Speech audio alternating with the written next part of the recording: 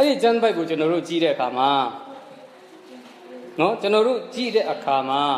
ဒီကျမ်းပိုက်အားဖြင့်ဘုရားသခင်ကတာဝန်ယူထားပြီးတော့ဘုရားသခင်ကလမ်းပြဖို့ဆောင်တယ်ဆိုတော့တွေ့ရပါတယ်နံပါတ်1အချက်မှာပါဖို့တွေ့ရတယ်လဲဆိုလို့ဆိုရင်အမှုလို့ပြောပါတယ်အဘယ်အမှုကိုစိုးရင်ချင်းမရှိပဲတဲ့နော်အရာရာနဲ့ယေရှုတော်ကိုချီးမွမ်းခြင်းနဲ့တကွဆုတောင်းပတနာပြုသောအားဖြင့်တင်တို့တောင်းပန်လိုသောအရာတို့ကိုဘုရားသခင်အားကြားလျှောက်ကြလောကျွန်တော်တို့မှာရှိတဲ့အမှုအရာအလုံးစုံတို့ကိုဘုရားသခင်စီမှာစက္ကအံ့ဟံဖို့ဒီနှုတ်ကပတ်တော်အားဖြင့်ညွှန်ပြထားပါတယ်ကိုမတတ်နိုင်တဲ့အတွက်ကြောင့်ကိုမလုံနိုင်တဲ့အတွက်ကြောင့်ဘာမှမတတ်နိုင်တဲ့အတွက်ကြောင့်ဘုရားသခင်စီမှာကိုယ့်ရဲ့အမှုအရာတို့ကိုရှိသမျှဖြစ်ပျက်သမျှအရာအလုံးကိုဘုရားသခင်စီမှာကြားလျှောက်ကြပါလို့ပြောတယ်လူတိုင်းကအဲ့ဒီ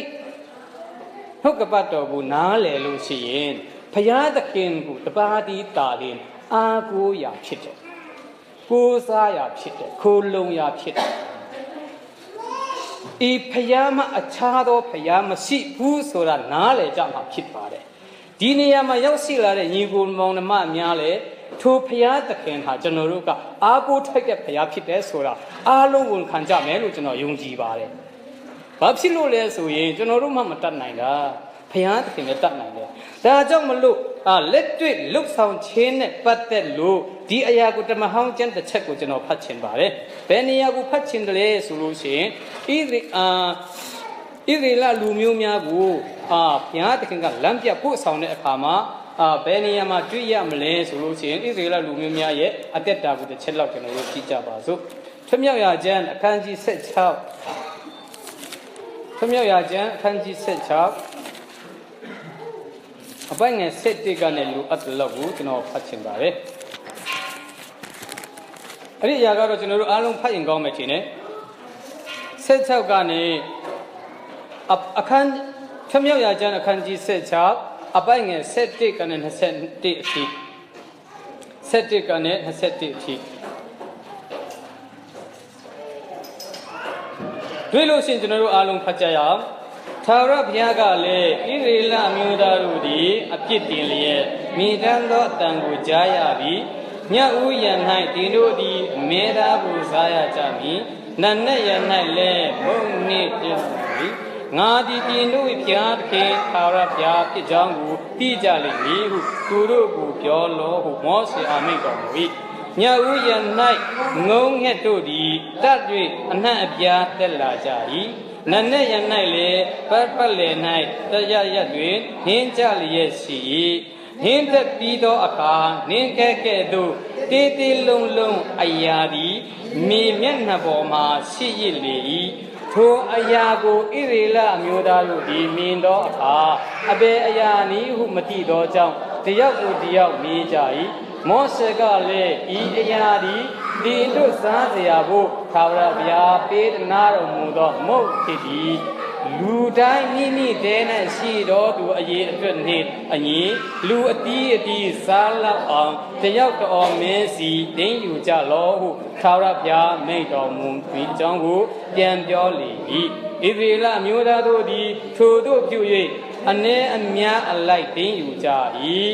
အိုမဲတောင်းဟစ်ချိန်ကြသောအခါမြန်မြန်ရသောသူမပူနည်းနည်းရသောသူမလိုအတီးတို့သည်စားလောက်အောင်တင်းယူကြ၏မောရှေကလည်းနတ်နဲ့တိုင်အောင်အဘယ်သူမျှမကျင်စေနှင့်ဟုဆိုတော်လေအချို့တို့သည်မောရှေစကားကိုနားမထောင်ဘဲနတ်နဲ့တိုင်အောင်ကျင်စီဖြစ်ဘိုးဖြစ်၍နံလေတော့မောရှေအမျက်ထွက်၍ထိုသူအတီးတို့သည်နေ့တိုင်းမိမိတို့စားလောက်သမျှကိုတင်းယူကြ၏နေပူသောအခါအရေးဖြစ်လေ၏တဲ့အဲ့ဒီမှာတည်ချာနော်ကျွန်တော်များပြန်နှွေးเสียမလို့ဘူးနော်အဲ့ဒါကြောင့်မလို့များပြန်နှွေးเสียမလို့အောင်ကျွန်တော်တို့အားလုံးကဖတ်ပြီးသွားပါဒါကြောင့်ဒီမတရားမှာဘာကိုတွေ့ရတယ်လဲဆိုလို့ရှိရင်လူရင်းတူချင်းနဲ့ပြောမယ်ဆိုရင်ဣသရေလလူမျိုးများဟာ ဘုရားသခင်ကအေဂုတ်တုပီကနဲ့နှုတ်ဆောင်ပြီးတော့ဒေကန္တရကိုရောက်ပြီးတော့သူတို့တက်ကန္တရရောက်ပြီးတဲ့နောက်ပိုင်းမှာပါကိုစားကြတယ်လေဘာရှိတယ်အဲ့ဒီမှာလယ်မလုတ်ကြဘူးနော်လယ်မလုတ်ဘူးသူတို့မှာတောင်ရခင်းတို့လည်းမရှိဘူးဒေကန္တရမှာနော်အရန်နေပူတယ်ဒေကန္တရမှာဘာမှအပြင်မရှိဘူးအဲ့ဒီခက်ခဲတဲ့နေရာမှာဘုရားသခင်ကလမ်းပြပို့ဆောင်တယ်ထိုနည်း၎င်းမဲ့ဒီကနေ့ကျွန်တော်ပြောချင်တာကကျွန်တော်တို့များဟာဒီနေရာရောက်ရှိလာတဲ့အခါမှာဘုရားသခင်ကတာဝန်ယူပေးတာကိုကျွန်တော်တို့တွေ့ရတယ်အခုမျက်မြင်လောကမှာတော့မှကျွန်တော်တို့နော်ထင်ရှားကျွန်တော်တို့မြင်တွေ့ရပါတယ်ဘုရားသခင်ပြင်ဆင်ပေးတော့ပေးပါတယ်ကျွန်တော်တို့ဒီနေရာရောက်ရှိလာတဲ့ကျွန်တော်တို့အမျိုးမြန်မာပြည်သူပြည်သားများဟာနော်refugee အနေနဲ့ကျွန်တော်တို့ရောက်လာကြပါတယ်ရောက်လာကြတဲ့အချိန်မှာကျွန်တော်တို့ရဲ့အာကိုတင့်တဲ့အရာကပါလဲဆိုလို့ရှိရင်ကျွန်တော်တို့ကိုးကွယ်တဲ့သာရဘုရားကိုအာကိုဖို့တင့်ပါတယ်ဘုရားသခင်ကလမ်းပြပို့ဆောင်တဲ့အခါမှာပါအားဖြစ်လဲဆိုလို့ရှိရင်သူကိုယ်တိုင်ရှင်းလာပြီးမှလမ်းပြတာမဟုတ်ဘူးအခုချိန်မှာဣသရေလလူမျိုးများကိုဒေကန္တရမှာအေဂုတ်တုပြည်ကနေနှုတ်ဆောင်ပြီးတော့ဒေကန္တရမှာလမ်းပြတဲ့အခါမှာလဲသူ့ကိုယ်စားမောရှေကိုရွေးလိုက်ပါတယ်မောရှေကိုခန့်ထားပြီးတော့သူ့ကို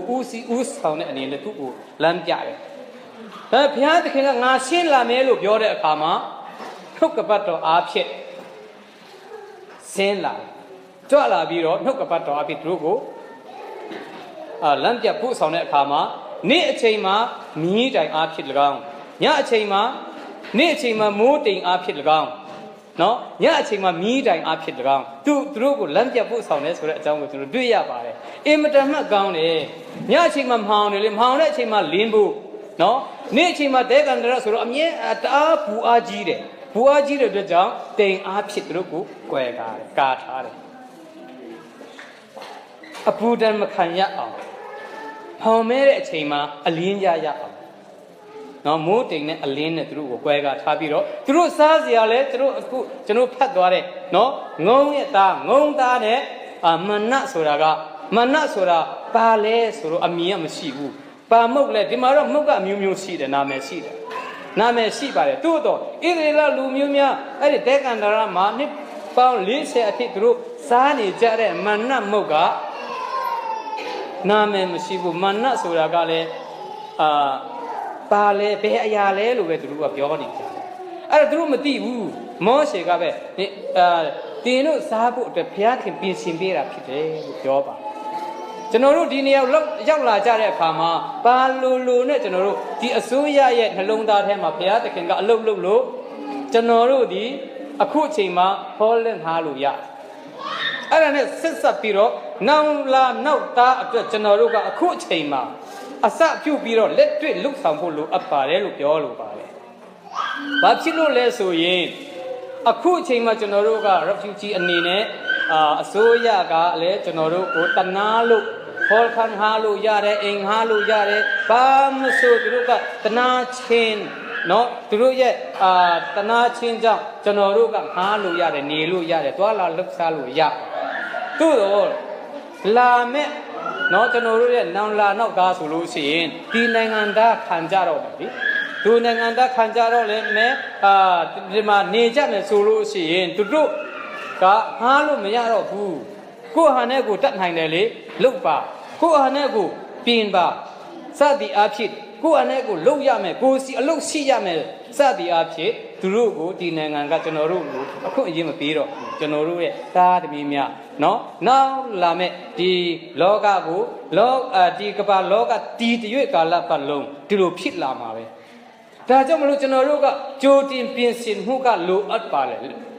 လက်တွေ့လှုပ်ဆောင်ဖို့အတွက်အရေးကြီးပါတယ်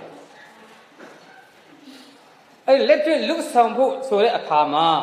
အဲ့ဒီလက်တွေ့လှုပ်ဆောင်မယ်ဆိုတဲ့အခါမှာဖယားသခင်ကဣသရေလလူမျိုးများကိုသူကိုယ်တိုင်လမ်းပြပို့ဆောင်ပြီးတော့ဘာမဆိုအစအရာပြင်ဆင်ပေးတယ်လို့စားဖို့ဝတ်ဖို့တောက်ဖို့အားလုံးကိုပြင်ဆင်ပေးတယ်လို့နော်ကျွန်တော်တို့ဒီနေရာမှာစူးစမ်းပါစလုပ်ရမယ်ဆိုတဲ့စူးစမ်းပြီးတော့လက်တွေ့လှုပ်ဆောင်ရမယ်လို့ပြောတဲ့အခါမှာဖယားသခင်ကိုတော်တိုင်ကကျွန်တော်တို့ကိုလမ်းပြပို့ဆောင်မှာဖြစ်ပါတယ်ဒါကြောင့်မလို့နေဟမိကျမ်းစာကိုကျွန်တော်တို့တစ်ခေါက်လောက်ပြန်ကြည့်အောင်နေဟမိ နေဟမိမတ်စာအခန်းကြီး၄အပိုင်ငယ်ခုနှစ်ကနဲ့ကျွန်တော်တို့လိုအပ်တဲ့လောက်ဖတ်ကြရအောင်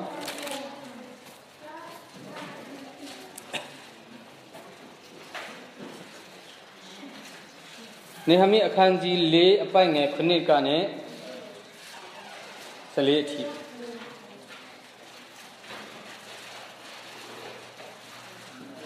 တွေ့လို့ရှိရင်ကျွန်တော်တို့တကွဖတ်ကြပါစို့ယေရုရှလင်မြို့နဲ့မြင့်၍မြို့ပြိုပြက်ရာတို့ကိုပြင်ဆပြုကြသည်ဟုတာမန်လက်နှင့်တောပိအစရှိသောအာရလူအမုံလူအာဆုပ်လူတို့သည်ကြားသောအခါအလွန်ဒေါသစိတ်ရှိသည်ဖြင့်ယေရုရှလင်မြို့ကိုစစ်ချီ၍တိုက်မီထိုအမှုကိုဖျက်မီဟုတညီတညွတ်တီတိုင်ပင်ကြ၏တို့ရာတွင်ငါတို့သည်ငါတို့၏ဖျားသခင်ကိုဆုတောင်း၍ရန်သူကြောင့်နေညမပြဲဂင်းဆောင်ထားကြ၏ယူဒလူအချို့ကလည်းဝန်ထမ်းသောသူတို့သည်အားကုန်ကြပြီအမိုက်များလာပြီမြို့ရိုးပြီးစီးအောင်မတတ်နိုင်ကြဟုဆိုကြ၏ရန်သူတို့ကလည်းသူတို့သည်အမှတ်တမဲ့တတိမရှိဘဲနေစဉ်တွင်ငါတို့သည်သူတို့အထဲသို့ဝင်၍လုံကြံသဖြင့်ထိုအလုတ်ကိုဖျက်မည်ဟုပြောဆိုကြ၏သူတို့အနားမှနေသောယူဒလူတို့သည်လည်းလာ၍ရန်သူတို့သည်နေရန်အရရတို့ကတင်တို့ကိုတိုက်လာကြလိမ့်မည်ဟုငါတို့အားအထက်ထက်ဆိုကြ၏ထို့ကြောင့်မြို့ရိုးနောက်နေသောအယတ်ရှင်းလင်းသောအယတ်တို့၌သာကံလေးလက်နဲ့ပါသောလူများကိုအဆွေအမျိုးအလိုက်ငါခန့်ထား၏ထိုအမှုအလုံးစုံတို့ကိုကြည့်ရှုစေရင်ပြီးမှ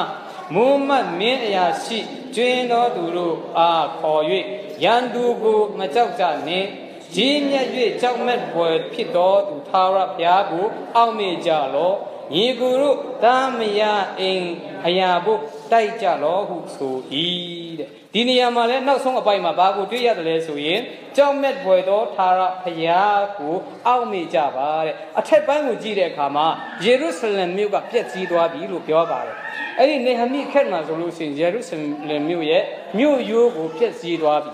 နော်နေရိုဘုရင်ကအားလုံးကိုဖျက်ဆီးလိုက်တဲ့အခါမှာပြန်ပြင်ဖို့ဖြစ်လာတယ်ဟိုဘက်ကနဲ့ထက်လာတဲ့အခါမှာပြန်ပြင်ဖို့သူတို့ပြင်ဆင်နေတဲ့အခါမှာနော်အမျိုးမျိုးနော်ပျက်စီးကုန်တယ်အဲ့ဒါကိုပြန်ပြင်ဖို့သူတို့လုပ်နေကြတဲ့အခါမှာပဲရန်သူများကသူတို့ကို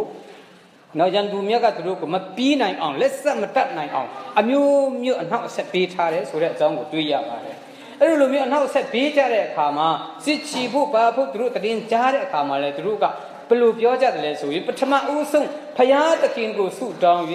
ရန်သူကြောင့်နေညံ့မပြတ်ဂင်းဆောင်ထားကြ၏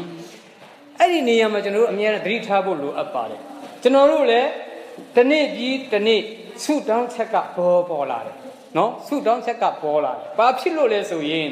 ဖယားသခင်ရဲ့ဦးစီးဦးဆောင်မှုနဲ့ကျွန်တော်တို့ကအကျဉ်းအစီလေးတွေကိုပေါ်လာတဲ့အရာပေါ်မှာကျွန်တော်တို့ဒီတိုင်းနေလို့မရဘူးဆုတောင်းခြင်းနဲ့အစပြုဖို့လိုအပ်ပါတယ်လို့ကျွန်တော်တိုက်တွန်းချင်ပါတယ်မနေ့ကလည်းကျွန်တော်တို့ကယုံကြည်ခြင်းမျိုးစစ်ကိုခေါ်လိုက်တဲ့အခါမှာနော်မထင်မမှတ်ပဲနဲ့နော်4000ကျော်လာနော်ပေါ်လာတယ်အဲ့ဒါဘယ်ကနေရလာကြလဲဆိုလို့ရှိရင်ဘသူ့ကိုအားကိုးတယ်လဲနော်လင်းနဲ့မရအချင်းချင်းအားကိုးလို့မရဘူးမိသားစုအချင်းချင်းလည်းအားကိုးလို့မရဘူးသို့တော့ဘုရားသခင်ကိုအားကိုးတည်နေသူဘုရားသခင်ဆီမှာကျွန်တော်တို့ဆက်လက်ပြီးတော့ဆုတောင်းဖို့လိုအပ်ပါတယ်အဲ့ဒီလိုမျိုးကျွန်တော်တို့ရဲ့အကျဉ်းစီဟာသူများဆီမှာတွားပြောလို့ရှိရင်ကဲ့ရဲ့စရာပဲဖြစ်မှာနော်ကဲ့ရဲ့စရာဖြစ်မှာဒါကြောင့်လူများကဘုရားသခင်ရဲ့အလုတ်ဖက်မှာကျွန်တော်ပါဝင်ပြီးလှုပ်ဆက်လက်ဆက်တတ်နေပြီဆိုလို့ရှိရင်နော်မယုံကြည်သူများဖြစ်ယုံကြည်သူဖြစ်မနာလိုတဲ့လူကပေါ်လာတယ်ဆိုတော့တွေးရပါတယ်ဒီနေရာမှာဘယ်သူတွေပေါ်လာကြတယ်လဲတမ္မာလက်နဲ့တောပိအစရှိသောအာရလူမျိုးနဲ့အမုံလူမျိုးအာဇုတ်လူမျိုးတို့ကိုပေါ်လာကြတယ်အများကြီးနော်ရန်သူတွေဣသရေလလူမျိုးများကအဆက်ကွဲရအောင်သူတို့ရဲ့မြို့ရိုးကိုမပြင်းနိုင်အောင်ဟောက်ဆက်မယ်စစ်တိုက်မယ်စသည်အဖြစ်ကြံစီလာကြဝန်းကျင်မှာရှိတဲ့ယူဒလူမျိုးများကလည်းဒီလိုပါညာဖြစ်လာမယ်စစ်တိုက်လာမယ်ဝင်လာမယ်ဆိုပြီးတော့တရင်ကြားတဲ့အခါမှာသူတို့စိတ်ထဲမှာတော့စိုးရင်ကြမှာပေါ့ အဲ့ဒီခါမှာနေဟမိကိုပြောကြတယ်နေဟမိကအဲ့ဒီအချိန်မှာနန်းတော်ဝင်တူဖြစ်ပါတယ်နန်းတော်မှာပြောရေးစခွင့်ရတဲ့နန်းတော်ဝင်တူဖြစ်တဲ့အခါမှာသူတို့ကိုဟစ်တိတ်လိုက်ဘာနဲ့ဟစ်တိတ်လဲငါလုတ်တတ်ပါတယ်ငါရှိပါတယ်မပြောဘူးနော်ငါရှိပါတယ်ငါလုတ်တတ်ပါတယ်ငါကိုအားကိုးကြပါမပြောဘူးကြောင့်မဲ့ဖွယ်တော့သာဝရအရှင်ဘုရားသခင်စင်မှာဆုတောင်းကြမယ်တဲ့ဆုတောင်းတဲ့အခါမှာဘယ်လိုမျိုးဆုတောင်းကြတယ်လဲအစာဆောင်ခြင်းအဖြစ်တော်၎င်းနော်နေညမပြတ်သူတို့ဆုတောင်းကြတယ်ဆိုတာလေကျွန်တော်တို့တွေ့ရပါတယ်အပိုင်းငယ်ဆက်ခဏကိုကျွန်တော်ပြန်ပြီးတော့ဖတ်ချင်ပါတယ်မြို့ရိုးတည်တော်သူဝန်ထမ်းတော်သူဝန်ကိုတင်တော်သူအပေါင်းတို့သည်လက်တစ်ဖက်နှင့်လှုပ်ကြ၏နော်လက်တစ်ဖက်နှင့်လက်နက်ကိုကင်ကြ၏တီလှုပ်တော်သူအပေါင်းတို့သည်ခါ၌ဓာဆွဲလျက်တီလှုပ်ကြ၏တဘိုးမဟုတ်တော်သူသည်လည်းတဘိုးမဟုတ်တော်သူသည်ငါအနားမှရပ်နေ၏ငါကလည်းအလုတ်သည်ကြီးကျယ်ထား၏မြို့ရိုးပေါ်မှာတယောက်တခြားစီသူနှင့်ငါဝေးလှုပ်ရ၏တို့ဖြစ်၍တဘိုးမဟုတ်တန်ကိုကြားလေရာအယက်မှငါတို့ထံတို့စည်းဝေးကြငါတို့ဤဖျားသခင်သည်ငါတို့ဖက်၌စစ်ကူမီဟုမူမမြင်းအရာစီကျွင်းတော်သူတို့အာငါဆို၏တဲ့အဲ့ဒီမှာသူပြောထားတယ်ဘသူကိုအားကိုးကြတယ်လေဘသူအားဖြစ်လေဖျားသခင်ကိုအားကိုးရင်းနဲ့သူတို့မလွတ်ဘူးလားလုံနေကြတယ်ဘယ်လိုလုံကြတယ်လဲလက်တစ်ဖက်နဲ့လုံနေကြတယ်လက်တစ်ဖက်နဲ့လက်နဲ့ကင်တယ်လို့ပြောပါတယ်အဲ့ဒါအရင်ကျွန်တော်အရင်သဘောကျတယ်လက်တစ်ဖက်နဲ့ဖျားအလုပ်ကိုလုပ်တယ်လက်တစ်ဖက်နဲ့လက်နဲ့ကိုကင်တယ်လက်တစ်ဖက်နဲ့ဘုရားအလုပ်ကိုလုပ်ရမယ်လက်တစ်ဖက်နဲ့လက်နဲ့ကိုကင်ရအဲ့လိုမျိုးပုံစံနဲ့လုပ်ဖို့ဘုရားသခင်အလိုတော်ရှိတယ်ကျွန်တော်တို့ခက်မှလည်းဒီလိုမျိုးလုပ်ရမှာနော်ကျွန်တော်တို့ရဲ့ဆုတောင်းချက်ကပေါ်လာတယ်ပါအတွက်လဲနောင်လာနောက်သားအတွက်ကျွန်တော်တို့ခက်မှဆိုလို့ရှိရင်ဟောခန်းတို့ပါခန်းတို့ညာတို့ငားလို့ရတယ်နော်အစိုးရကသနာတယ်ငားလို့ရတယ်ဒါပေမဲ့ကျွန်တော်တို့ခက်ကုန်လာမယ်နောင်လာနောက်သားအတွက်ဘာလို့အပ်လာတယ်လဲ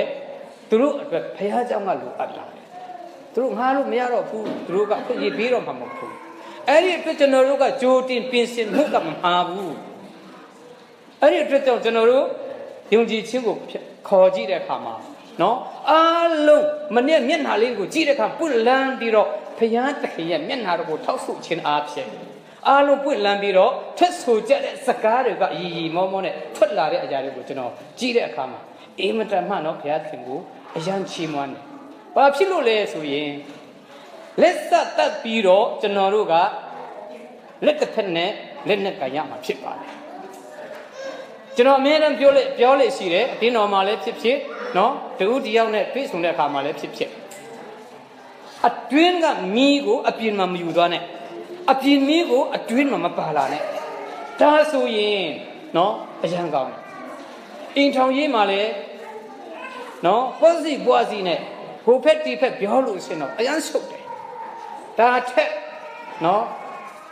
ကိုလူငန်းကိုတေးသေးချာနဲ့ကျွန်တော်တို့လုတ်ကင်သွားလို့ရှိရင်မအောင်မြင်နိုင်စရာအကြောင်းမရှိဘူးအောင်မြင်ကိုအောင်မြင်ရမယ်ဆိုတာယုံကြည်စိတ်ချမှုနဲ့ဘုရားသခင်စီမှာကျွန်တော်တို့ဆုတောင်းဖို့ပဲလိုအပ်ပါတယ်ဒါကြောင့်မလို့နေဟမိကလည်းဒီမှာသူတို့ကိုမှားထားပါတယ်အဆက်တစ်ကိုပြန်ဖတ်မယ်ထို့သောငါတို့သည်အလုတ်လုတ်ကြ၏လူတို့သည်မိုးလင်းသည်မှစ၍ကျဲပေါ်သည်တိုင်အောင်ခြံလက်နက်တို့ကိုကင်ကြ၏ထိုအခါ၌လေငါကလူတိုင်းမိမိကျွန်နှင့်တကွညအချိန်တွင်ယေရုရှလင်မြို့ထဲမှအိတ်စေတို့ပြုလေကျွန်တို့သည်နေ့အခါအလုတ်လုတ်လျက်ညအခါအလှဲ့စောင့်လျက်ရှိကြလိမ့်မည်ဟုလူများတို့အားဆင့်ဆို၏ထို့သောငါနှင့်ငါညီငါကျွန်ငါနောက်၌လိုက်တော်တတ်တာတို့၏ကိုအဝတ်ကိုမချွတ်ပဲနေရကြ၏အရင်ကောင်းတယ်နော်ဒီနေရာမှာတတိဘလောက်တတိရှိတယ်လဲဆိုတွေးရတယ်စစ်တမ်းများကစစ်တမ်းသွားတဲ့အခါမှာသူတို့ယူနီဖောင်းကမချွတ်ဘူးသူတို့လက်နဲ့မကွာဘူးစစ်တိုက်နေတဲ့အချိန်ဒါကြောင့်မလို့အခုချိန်မှာကျွန်တော်တို့ဒီလောကမှာအသက်ရှင်နေတဲ့ကာလပတ်လုံးနော်ရန်သူနေမြေဖြစ်တဲ့အတွက်ကြောင့် လက်နဲ့ကိုကျွန်တော်တို့ကအမြဲတမ်းဆွဲကင်ရမှာဖြစ်တယ်ဒီနေရာမှာလည်းဘယ်လိုတွေ့ရတယ်လဲအလုတ်လုတ်တဲ့လူတွေကတဲ့တဝက်နဲ့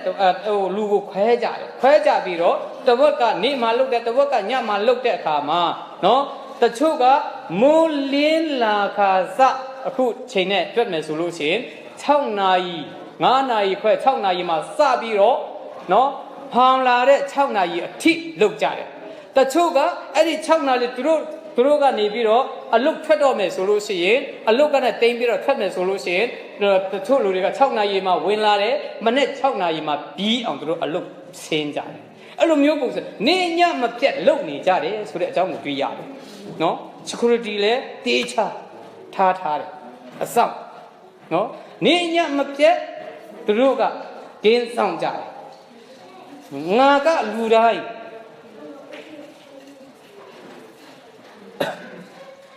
ငါကလူတိုင်းမိကျွန်းနှစ်တကွအချိန်မိကျွန်းနှစ်တကွညအချိန်တွင်ယေရုရှလင်မြို့ထဲမှာအိတ်စီတို့ပြုလေကျွန်တော်တို့ကျွန်တို့ဒီနေအခါအလုတ်လုတ်နေ့အခါအလုတ်လုတ်လျက်ညအခါအထက်စောင့်လျက်ရှိကြ၏လိမ့်မည်ဟုလူများတို့အားဆို၏စီမံကန့်ခွဲရေးသူကလုတ်သေးတယ်နေဟမိကစီမံကန့်ခွဲရေးကိုလုပ်ပေးဘာအတွက်ကြောင့်လဲဆိုလို့ရှိရင်ယေရုရှလင်မြို့ရိုးကိုပြန်တည်ဆောက်ဖို့ခိုင်ခန့်ဖို့အတွက်ဖြစ်ပါတယ်ဒါကြောင့်မလို့ထို့သောငါနှင့်ငါညီငါကျုံငါနောက်၌လိုက်တော်တတ်သားတို့သည်ကိုအဝတ်ကိုမချွတ်ပဲနေရကြ၏လုံးဝအဝတ်ကိုမချွတ်ပဲနဲ့သူတို့ကအလုတ်မြဲလုတ်ကြတယ်ဆိုတဲ့အကြောင်းကိုတွေးရပါတယ်ကျွန်တော်တို့ကလည်း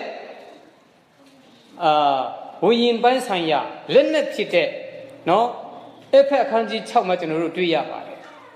နော်လက်နဲ့စုံကိုကျွန်တော်တို့ဝတ်ဆင်ထားဖို့ပြောထားပါတယ်အဲ့ဒီလောက်အထိကတော့ကျွန်တော်မပြောတော့ဘူး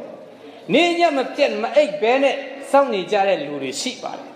တကယ်စိတ်ချရတဲ့လူတွေနော်တနည်းအားဖြင့်ပြောမယ်ဆိုလို့ရှိရင်ဒီအရာဟာအောင်မြင်နိုင်ဖို့ကိုယ်နဲ့သဘောတူတဲ့လူများစင်မှာဆုတောင်းချက်တင်ပြတော့မမှားဘူးဒါပေမဲ့ကိုယ်နဲ့မဆိုင်တဲ့လူချင်းမှာတင်ပြလို့ရှိရင်ကဲ့ရဲ့လာလိမ့်မယ်ကဲ့ရဲ့ခြင်းပဲခံရမှာဖြစ်တယ်ဒါကြောင့်မလို့ကိုယ်နဲ့ပတ်သက်တဲ့လူယုံကြည်ခြင်း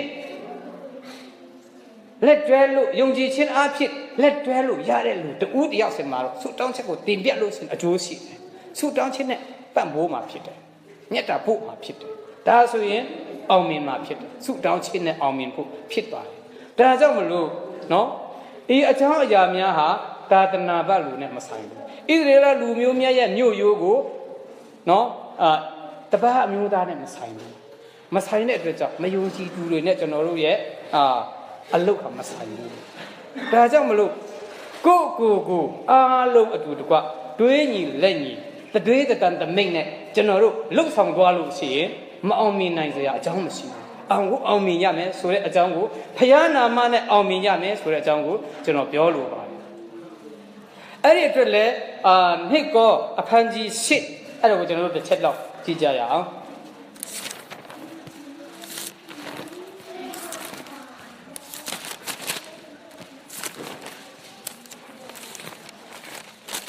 တွေ့လို့ရှိရင်ကျွန်တော်တို့အတူတူဖတ်ကြရအောင်နှစ်ကောအခန်းကြီး8ပိုင်းငယ်14ပိုင်းငယ်14ကနေ15အထိများရတော်သူမကိုနည်းနည်းရတော်သူမလို့ဟူသောကျမ်းစကားနှင့်အညီဖြန့်ခြင်းတရားကိုထောက်၍ယခု၌တင်တို့၏စည်းစိမ်သည်သူတို့၏စင်ရဲကိုမဆသဖြင့်၎င်းနောင်၌သူတို့၏စည်းစိမ်သည်တင်တို့၏စင်ရဲကိုမဆသဖြင့်၎င်းအညီအမျှဖြစ်စေခြင်းကငါအကြံရှိ၏ဒီကြကိုဘာဖြစ်လို့ဖတ်ချင်တယ်လဲဆိုရင်ကျွန်တော်တို့ရဲ့ယုံကြည်ခြင်းမျိုးစေ့ကတော်တော်များများတချို့လူတွေအတွက်နိုင်ပါမလားဆိုတဲ့ဟောတပစိတ်လေးတွေကိုဝင်ရမှာဖြစ်ပါတယ်လူဆိုတာဝင်ရတယ်လေနော်အဲ့ဒီအရာပေါ်မှာဘာကိုကြည့်ရမလဲဆိုရင်ကျွန်တော်တို့နည်းသည်ဖြစ်စေများသည်ဖြစ်စေကျွန်တော်တို့ရဲ့ယုံကြည်ခြင်းနဲ့တွားပြီးတော့အဲ့ဒီမျိုးစေ့ကိုနော်မျိုးစေ့အပေါ်မှာကြည့်တဲ့အခါမှာများရတဲ့လူကလည်းနည်းနည်းပေးနိုင်တယ်နည်းနည်းရတဲ့လူကလည်းများပေးနိုင်တယ်အဲ့ဒီအရာမှာဆိုလိုတာကတော့ကျွန်တော်ပြောချင်တာကတော့ဘုရားသခင်ရဲ့ကောင်းကြီးမင်္ဂလာကိုခံစားတဲ့အခါမှာ Miamia pay, let Miamia pay a dread down to a Bobby Senior Mampo. Nenegale baby or two a Miamia Chantai in le, Eddie Chantari a dread down to ga, Bobby. Go to Chanda, Bobby Chanda Mampo. No. I don't, General Bones Garcia, no? So use Garcia. The Ayag nga Amiaji Chanda Mapu, Mopu. The Ayagunga, Hamia Lulu, a Chanda Mapu. Belu seeing Eric Captoro Zaganero, Gongin, not Ninjiga. A sabon Miazo, Pian Sadly Melu, so use Garcia. Janza Matija Buno, Payasura on Matija. Gongin, not Ninji Lu with your nature. Minders Garnish and a Kanbu Kilo Pioja. A Kanbu Kisuraga, a portic song, a seed, a G song, a poji, a G song Lupion, a G song, a G song, a dick pay job. General Zagana, Matu Zaganele, no, ne Bamalupian Messono, Gongin, not Minji, a G song. I don't know. Ari Janza Matibu, Payans Gala, Loma Majapu, Luri Dongha. The Ayalina to no Chanda Mamupu. You like be like Rosagamia in a journey. Tajam General Pere Apoma, no? Pere Apoma. Miamia Pele, Senior Mamubu. Tajamalu, Kaladi Akanji, Kaladi Akanji Chow. Kunima Babu Tuyam solution. Ludi, music, jetty, time.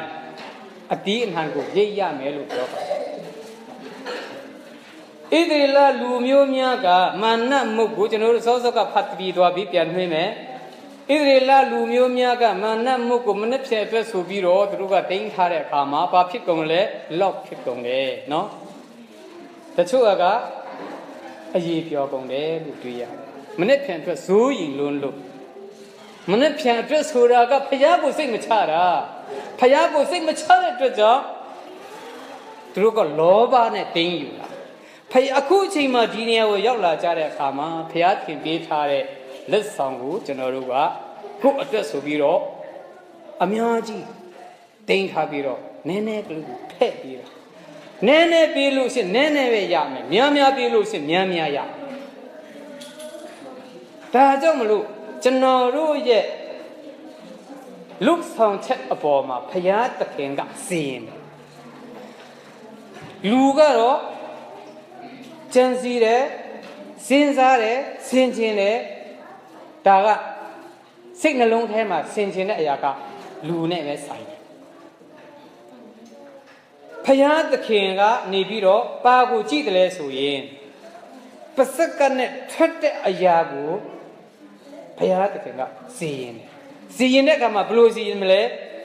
Pagan chine patet labiro. Yunji chicatine patet labiro. Tissa cati. No, tissa catigu, china no to darling. Payat and seeing like that kama. Two china in the attain atane, seeing be my chipa. Payat cannot the yard no. Loga gile maro matiabu. No, the yado to Roma. Let be let you net solution. Miamia pin hanging to go on it. On it. But Loga Matiare to Jamatiare to Gale on night. Do the Payata King the get seen Kanye net, no, Senit the Janet to Diasi like that hammer. Go yet, Passat take on it, twit a yaha, Payata King got seeing. Kajam Lucanoruga, no, Yunji Chinkatine, no, so like that hammer. Payata King and Nangano dread, let do it bow in our pit. Let it look sound there. General Midazu, let it look sound book, Nakati Tare. A cool chain Macane Sabiro, shoot down Bulu at Pare, so that, no, General, a mere and 3 Yapu, General Musoche. Rather General yet, look sound chet upon ma, Payat can get G. Piro. The knee up ship Yame solution. The Ayaru go popular chinga, pa up ship popular the less solution. General Ubama Generoga make the higher and nebe, Payat can go chimon be ma, knee like me solution. The Ayahabola Mamhopu. ဒီရမပေါ်လာနိုင်ဘူးဘာဖြစ်လို့လဲဆိုရင်အတင်းတော်တပားအနေနဲ့ကျွန်တော်တို့ရဲ့လုပ်ငန်းတာဝန်အတီးတီးကျွန်တော်တို့မှာကိုငန်းကိုတာအတီးတီးပေါ်လာတာဖြစ်တယ်အဲ့ဒါဘာအတွက်ကြောင့်လဲအတင်းတော်ရဲ့မျက်နှာကိုထောက်ဆုခြင်းအားဖြင့်ဘုရားသခင်ရဲ့အလိုတော်ကိုကြည့်ခြင်းအားဖြင့်ဒီအရာတွေကိုပေါ်လာတာဖြစ်တယ်မိတ္တဟာယဆိုရင်ဘယ်လိုလဲနော်အတင်းတော်တပားနဲ့တပားမိတ္တဟာယခွဲကြတဲ့အခါမှာဒါမျိုးတွေယုံကြည်ခြင်းကတိကမပေါ်လာဘူးလက်တွေ့လွတ်ဆောင်ဖို့အတွက်လည်းမပေါ်လာဘူးတွားမယ်ပြောမယ်ပါမယ်တချင်းဆိုမယ်ဟိတ်နဲ့ဟန်နဲ့ပါနဲ့လုံမယ်ပြောမယ်ပါမယ်တာနဲ့ပြီးသွားတယ်အဲ့ဒါပြီးရင်ပြီးသွားတယ်ဘာမှအဖတ်မှမရတော့ဘူးဆုတောင်းချက်လည်းမရှိတော့ဘူးဘာမှလူနဲ့တယောက်နဲ့တယောက်ခေနာတို့တွေ့တာတို့တော့ရှိတယ်အဲ့ဒီကြားထဲမှာတချို့လူတွေကအေးငါတို့ဒီလိုအကြံစီတယ်နော်ငါတို့လာမယ်နော်နင်လည်းလာနော်ဒီမှာတွေ့ကြရအောင်မတွေ့ဖူးလို့တွေ့ကြရအောင်ဆိုတဲ့သူတို့တွေ့ဖူးအောင်ပဲသူတို့ကချိန်နေကြတယ်လူတွေလည်းရှိကြတယ်တချို့ကတော့နှုတ်ကပတ်တော်ကိုဆာငတ်လို့တွားတဲ့လူလည်းရှိကောင်းရှိလိမ့်မယ်တို့တော့အနဲတယ်ဒီလိုမျိုးလူတွေကနဲတယ်တွေ့ဆုံပွဲဆိုကြတဲ့ကနဲ့တွေ့ဆုံဖို့ပဲလေအတင်းတော်တပားအနေနဲ့ဖြစ်လာတဲ့အရာတွေကနော်ကျွန်တော်အများအားပြောပါတယ်အတင်းတော်ဆိုတာကကျောင်းတော်တိုက်ဖြစ်ပါတယ်နော်လောကမှာကျွန်တော်တို့ကျောင်းတက်နေတဲ့အချိန်မှာဘာတွေကိုတင်ကြတယ်လဲလောကနဲ့ပတ်သက်တဲ့ပညာတွေကိုတင်နေကြတယ်ဆရာတွေကပညာကိုတင်တဲ့အခါမှာအတန်းအလိုက်နဲ့အစစ်နဲ့တို့ကတင်ပေးတဲ့အခါမှာနော်စေတနာရှိနဲ့တင်ပေးတဲ့အခါမှာဆရာစေတနာရှိရင်ဒီတပည့်တွေလည်းအရန်ကောင်းတယ်နော်သူတို့နားလည်ကြတယ်သဘောပေါက်ကြတယ်ပညာတတ်ဖြစ်လာကြတယ်အဲ့ဒါကိုကျွန်တော်တို့ကိုကျောင်းတော်တိုက်နဲ့ဆိုင်တယ်လို့ပြောတဲ့အခါကျောင်းတော်တိုက်ဖြစ်တယ်လို့ပြောတဲ့အခါမှာအတင်းတော်တပါးဟာယက်တီဖို့ကစာတန်ကအေမရမမုန်းတယ်နော်အဲ့ဒါကိုဒိဋ္ဌာရအဲ့ဒါကြောင့်အတင်းတော်အကြောင်းကိုနားမလဲတဲ့လူတွေကအတင်းတော်မလိုပါဘူးကျွန်တော်တို့ဒီတိုင်းရပါတယ်မိတ္တဟာရတဲ့နေနာပျော်ပါတယ်အဲ့ဒါမှပျော်ဝိညာဉ်လှုပ်ရှားတယ်လို့ပြောကြတာမဟုတ်ဘူးဝိညာဉ်တော့လှုပ်ရှားပါရဲ့လူတူတယောက်ရဲ့ရေမှန်းချက်ပန်းတိုင်ကမရှိဘူးမိတ္တဟာရအတင်းတော်မှာဆိုလို့ရှိရင်ကနဘယ်လိုမျိုးလုပ်ရင်ကောင်းမလဲဆိုတာအစည်းအဝေးခေါ်တယ်နော်အစည်းအဝေးခဏထိုင်ပြီးတော့အကြံတွေကပေါက်လာတယ်အဲ့ဒီအကြံပေါ်မှာဆုတောင်းတယ်အဲ့ဒါလက်တွေ့လွတ်ဆောင်ဖို့ပေါ်လာတယ်အလို့မလုပ်လို့မဖြစ်ဘူးလေဒီတော့ဒိုးတဲ့ဖို့ကဒါကြောင့်မလို့ကျွန်တော်တို့ကဒီအရာတွေကိုကြည့်ချင်းအားဖြင့်လက်တွေ့လွတ်ဆောင်ဖို့ကိုယ်စီတာဝန်ရှိတယ်ကိုယ်စီလွတ်ဖို့ကိုယ်နှုတ်ကနဲ့ထွက်လာတဲ့အရာတွေကိုကျွန်တော်ကြားသိရတယ်ဒါတော့ကိုယ်စီစ조사ဖို့နော်ဆုတောင်းခြင်းအားဖြင့်တော်၎င်းနော်ကျွန်တော်တို့အားထုတ်ပြီးမှစ조사ဖို့လိုအပ်ပါတယ်လို့တွေ့ရပါတယ်။နေဟာမိအခန်းကြီး6အပိုက်ငယ်6ကနေ9အထိအဲ့ဒီမှာလဲနောက်ဆက်တဲ့အရာတွေကိုကျွန်တော်တစ်ချက်ပြောချင်ပါတယ်။စာချက်ဟူမူကားတင်းနှင့်ယူဒလူတို့ပုံကံမြင်အကြံရှိသည်ဟုလူအမျိုးမျိုးပြောဆိုကြ၏။ကေရှင်လဲတက်တေခဏီထိုစကားနှင့်အညီတင်းဒီယူဒဆင်ဖြင့်ဖြစ်လိုသောငါမြို့ရိုးကိုတည်၏ယူဒပြည်၌ဆင်ဖြင့်ရှိသည်ဟုတင့်ကိုရင်ဆောင်၍ယေရုရှလင်မြို့၌ဟောပြောရသောပရောဖက်တို့ကိုတင်ခန့်ထားပြီးထိုစကားအတိုင်းဆင်ဖြင့်အားကြားလျှောက်ရမည်တို့ဖြစ်၍လာပါတိုင်ပင်ကြကုန်အားဟုစာ၌ပါတည်းအဲ့ဒီစာကပါလဲဆိုလို့ကျွန်တော်မြတ်ဖတ်လို့ရှိရင်ကြာမှာဆိုလို့မဖတ်တာဒီအခန်းကြီး6အပိုက်ငယ်1ကနေဖတ်လို့ရှိရင်နော်ဘာလက်နဲ့တောဘိတို့ကအာရဗ်လူမျိုးတို့ကအဲ့ဒီနေဟမိကိုတိုင်ပင်ဖို့စာပေးတာဖြစ်တယ်မြို့ရိုးကိုအတွင်းထဲမှာဝင်ပြီးမှဖြစ်စည်းအောင်သူတို့စ조사နေကြတယ်စာနဲ့ပေးကြတယ်ငါတို့အတူတကွတိုင်ပင်ရအောင်ငါတို့နဲ့ပေါင်းရအောင်လို့နော်ဘာလက်နဲ့သူတို့ကတွားပြောပြီးမှနော်နေဟမိကိုတိုင်ပင်ကြတယ်ဘာအတွက်ကြောင့်တိုင်ပင်တယ်လဲသူတို့ကယေရုရှလင်မြို့ကိုဒီထောင်ပြီးတော့အဲ့ဒါဖိစင်ပြည်လည်းခန့်မဲ့သူတို့ဟိုကနေပါညာတွေလုတ်ပြီးတော့သူတို့ကဘလို့ပါညာဖြစ်လာမယ်နော်နိုင်ငံတကာအနေနဲ့ရက်တီလာမလားဒါမှမဟုတ်ဘလို့မျိုးပုံစံရက်တီလာမလဲအဲ့ဒါကိုငါတို့တွားပြီးမှအတွင်းထဲမှာဝင်မှဖြစ်စီလို့ရမယ်ဆိုတဲ့အကြံနဲ့စာပေးတာစာချက်လို့ဒီမှာရေးထားတယ်အဲ့ဒါကြောင့်မလို့ရန်သူကဟိုဖက်ကနဲ့လာပြီးတော့လက်နဲ့ပါနဲ့ဟိနဲ့ဟာနဲ့လာဖို့မဟုတ်ဘူးနော်အတွင်းထဲမှာအတားလေးသူတို့နီးသူဝင်ပြီးမှသူတို့ကိုနော်အတွင်းထဲဝင်ပြီးဆိုလို့ရှိရင်အတွင်းထဲဝင်လိုက်ပြီးဆိုလို့ရှိရင်သူတို့ကိုဖောက်ဖန်ဖို့ကြံစီနေကြတယ်အဲ့ဒီမှာလေနော်တ တမ္မာလက်ကဒေါဘီတူတဲ့သူတို့ကနော်အာရဗ်လူမျိုးတွေကကြံစီနေကြတယ်ယေရုရှလင်မြို့ကိုသူတို့လက်ဆက်မတတ်နိုင်အောင်နော်မလုတ်နိုင်အောင်သူတို့ကမနာလိုလို့အတွင်းထဲမှာဝင်ဖို့တောင်းခံနေကြတယ်အဲ့ဒီခါမှာနေဟမိကဘယ်လိုပြန်တယ်လဲဆိုတာကိုကျွန်တော်တို့ပြန်ပြီးကြည့်ကြရအောင်ယူဒပြည်နဲ့ဆင်ပြန်ရှိသည်ဟုတင်တို့ကိုယင်ဆောင်၍ဒီစစ်ကနဲ့ငါကလည်းတင်ပြောသောစကားတခုနဲ့မမှန်တဲ့ဒီမှာနေဟမိကတဲ့ပြောလိုက်တယ်နော်အာမနာဘူးမင်းပြောတဲ့စကားကတခုမှတလုံးမမှန်ဘူး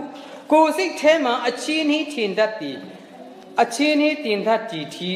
အချင်းနှီးထင်တတ်သည်ချီဟုစေလွတ်၍ပြန်ပြော၏အချင်းနှီးတက်ပြောတာလားပါ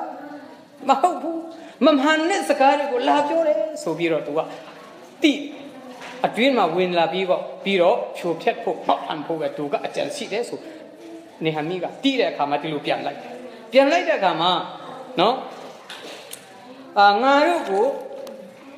ဒီဆိုလေငါတို့ကိုချင်းချောက်ကြ၏တို့ရာတွင်ထိုစကားကြောင့်ငါတာ၍အားရှိ၏ဟာလေလုယကျွန်တော်တို့ဒီအရာတွေကိုနောက်မှအပြင်မှာပေါက်လာမှာအပြင်မှာပြက်လာမှာဖြစ်တယ်အဲ့ဒီတရင်ကပြက်လာမှာပဲမပြက်လို့မှမရတာလေကနေရာတကာသွားတယ်လေရောက်သွားတယ်နော်လေကနေရာတကာကိုရောက်သွားတယ်ဆိုတော့ဒီကိစ္စကျွန်တော်တို့ရဲ့လက်ဆက်တတ်ဖို့နော်ယုံကြည်ခြင်းကတိနဲ့လက်ဆက်တတ်ဖို့အရာတွေကိုအပြင်မှာပြက်လာလို့ရှိရင်ကဲ့ရဲ့ဝေဖန်စရာတွေဖြစ်လာတယ်အခုတောင်မှကျွန်တော်နည်းနည်းရိပ်မိတယ်နော်ရိပ်မိတဲ့လူတယောက်ကဆရာကြီးတစ်ပါးကကျွန်တော်ကိုပြောပြမင်းတို့မှသင်းအုပ်ဆရာဘသူကိုခန့်ဖို့ရည်ရွယ်ထားကြတယ်လေတဲ့မြတ်မပြောဘူးနော်သင်းအုပ်ဆရာဘသူခန့်ထားကြတယ်လေလို့မေးတဲ့အခါမှာကျွန်တော်ကပြောစရာမရှိဘူးကျွန်တော်တို့မှအဲ့ဒီအကြံစီမရှိဘူးဘုရားသခင်လမ်းပြဖို့ဆောင်လိမ့်မယ်လို့ကျွန်တော်ပြောပါတယ်အဲ့ဒါနဲ့ပဲကျွန်တော်တခုနဲ့ပဲပြောလိုက်တယ်ဘုရားသခင်လမ်းပြဖို့ဆောင်လိမ့်မယ်လို့ကျွန်တော်ပြောလိုက်တယ်ကဲရဲ့တဲ့စကားခနဲ့တဲ့စကားတွေပေါ်လာတယ်နော်အဲ့ဒီခါမှာကျွန်တော်စိတ်ပြက်မလားအဲ့ဒါကိုအားယူဖို့ဖြစ်တယ်ဒီမှာနေဟမိကပြောတယ်တို့ရာတွင်ထိုစကားကြောင့်ငါတာ၍အားရှိ၏တဲ့နော်ဒေါဘီတို့ပေးထားတဲ့စာဖြိုဖြက်မယ်နော်အတွင်းထဲမှာဝင်မယ်ဆိုတာနော်လိမ်မာပန်းနဲ့ပြမအတွင်းထဲမှာဝင်ဖို့သူကကြံစီလာတဲ့အခါမှာနေဟမိကတီးတယ်နော်တီးဖို့အတွက်ညီကိုမောင်နှမများကျွန်တော်တို့နော်ဝိညာဉ်မျက်စိဖွင့်ဖို့လိုတယ်ဝိညာဉ်လုံးဖွင့်ဖို့လိုတယ်ဝိညာဉ်ဉာဏ်ပညာနဲ့ကျွန်တော်တို့ကတတိထားဖို့လိုအပ်ပါတယ်လို့ကျွန်တော်ခေါ်အားပေးချင်ပါတယ်ဒါကြောင့်မလို့ဒီအရာနဲ့နောက်မှပေါ်လာလိမ့်မယ်အဲ့ဒီအရာနဲ့စိတ်မပြတ်နဲ့အားမလျော့နဲ့ဘုရားသခင်ကလမ်းပြလိမ့်မယ်ပို့ဆောင်လိမ့်မယ်တင်းရဲ့ဝင်အပေါ်မှာဘုရားသခင်ကကောင်းကြီးပေးလိမ့်မယ်တင်းရဲ့လုဆောင်ချက်အပေါ်မှာဘုရားသခင်နဲ့အတူပါရှိတယ်ဘုရားသခင်နဲ့အတူပါရှိလို့ရှိရင်မအောင်မင်းနိုင်စရာအကြောင်းမရှိဘူးဣသရေလလူမျိုးများဟာအေဂုတ်တုပြည်ကနဲ့ဘုရားသခင်လမ်းပြပို့ဆောင်လိုက်တဲ့အခါမှာအေဒုံပင်လယ်ကိုနှချမ်းခိုင်းလိုက်တယ်မြေပေါ်မှာလမ်းလျှောက်တာတော့ပင်လယ်ကြီးထဲမှာတို့တော့နော်ဖာရိုမင်းနဲ့တပ်သားတွေစစ်သားတွေကိုငါတို့လည်းမြေပေါ်မှာလမ်းလျှောက်မယ်ဆိုမှအားထုတ်နေကြတယ်အားထုတ်ပြီးမှသွားကြတဲ့အခါမှာဟိုဘက်ကလည်းအားလုံးဝင်ပြီးဟိုဘက်မှာလည်းမတက်ခင်လေးမှာ